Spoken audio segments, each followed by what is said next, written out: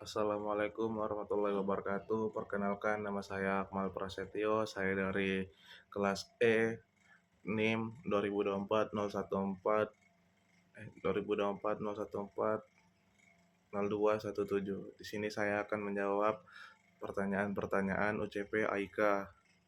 Untuk yang nomor satu, jelaskan tentang prinsip ibadah dalam Islam. Dalam Islam, ibadah berarti segala bentuk penghambaan dan ketaatan kepada Allah Subhanahu wa taala, dan prinsip ibadah dalam Islam meliputi tauhid.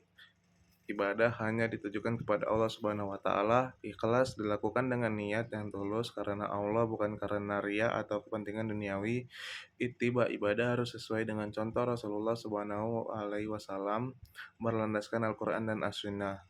Khusyuk dilakukan dengan penuh kekhusyukan dan kesadaran akan kehadiran Allah. Yang terakhir, taat, jalankan perintah dan menjauhi larangan Allah sebagai bentuk ketaatan.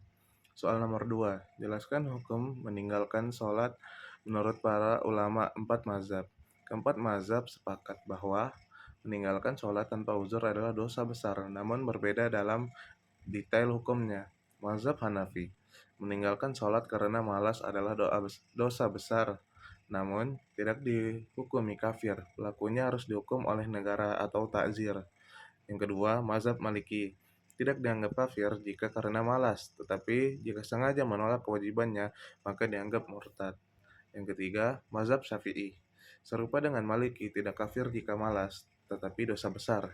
Jika mengingkari kewajiban sholat, maka murtad. Yang terakhir, mazhab Hanbali, paling keras. Ada dua pendapat, salah satunya menyatakan orang yang meninggalkan sholat karena malas dihukumi kafir dan wajib dibunuh seperti orang murtad setelah diberi kesempatan taubat.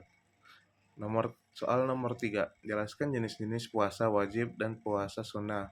Puasa wajib, puasa Ramadan, dilakukan selama bulan Ramadan. Puasa qada, mengganti puasa Ramadan yang ditinggalkan. Puasa nazar, puasa yang diwajibkan karena nazar. Puasa kafarat, puasa sebagai denda pelanggaran seperti melanggar sumpah atau membatalkan puasa secara sengaja. Untuk puasa sunnah, puasa Senin Kamis atau mengikuti kebiasaan Rasulullah Shallallahu Alaihi Wasallam. Puasa Ayamul Bid, tanggal 13, 14, dan 15 setiap bulan Hijriah.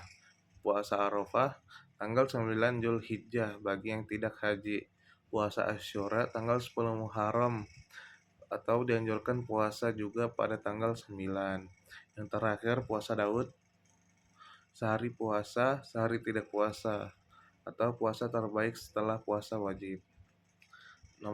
Soal nomor 4, jelaskan definisi perbedaan zakat fitrah, zakat mal, infak, sedekah, dan wakaf. Jenis definisi waktu pelaksanaan penerima zakat fitrah, zakat jiwa yang dikeluarkan menjelang Idul Fitri akhir Ramadan 8 asnaf. Untuk zakat mal, harta seperti emas, perak, perdagangan, pertanian, dan ternak setelah mencapai hisab dan haul asnaf. Infak, memberikan harta tanpa batasan waktu dan jumlah kapan saja umum. Sedekah, bentuk pemberian atau tidak hanya harta dengan niat ikhlas kapan saja umum. Wakaf, menyerahkan harta benda untuk kepentingan umum secara permanen sekali seumur hidup atau berkala umum. Dan soal nomor 5, yang tadi ada ketinggalan, atau lembaga keagamaan sosial. Untuk soal nomor 5, jelaskan tata cara perhitungan zakat mal, zakat perdagangan, dan zakat pertanian. A. Zakat mal umum, termasuk emas tabungan.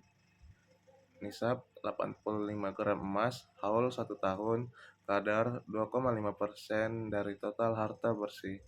B. Zakat perdagangan, harta dagang modal plus keuangan dikurang uang dagang jangka pendek jika harta mencapai nisab atau setara 85 gram emas dan sudah haul 1 tahun lebih dari wajib zakat, kadar 2,5%. C. Zakat pertanian, nisab 653 kg gabah, atau sama dengan 520 kilogram beras. Kadar 10% jika diairi dengan air hujan atau sungai, 5% jika diairi dengan alat atau biaya sendiri, dikeluarkan setiap panen, bukan haul. Soal nomor 6. Jelaskan tentang kriteria 8 asnaf menurut Muhammadiyah. 8 asnaf atau golongan penerima zakat menurut Muhammadiyah sama seperti dalam Al-Quran, surat At-Taubah ayat 60, namun Muhammadiyah juga menyesuaikannya dengan konteks kekinian. Fakir, sangat miskin, tidak punya penghasilan sama sekali. Miskin, penghasilannya tidak cukup untuk kebutuhan dasar. Amil, petugas pengelola zakat yang diangkat resmi.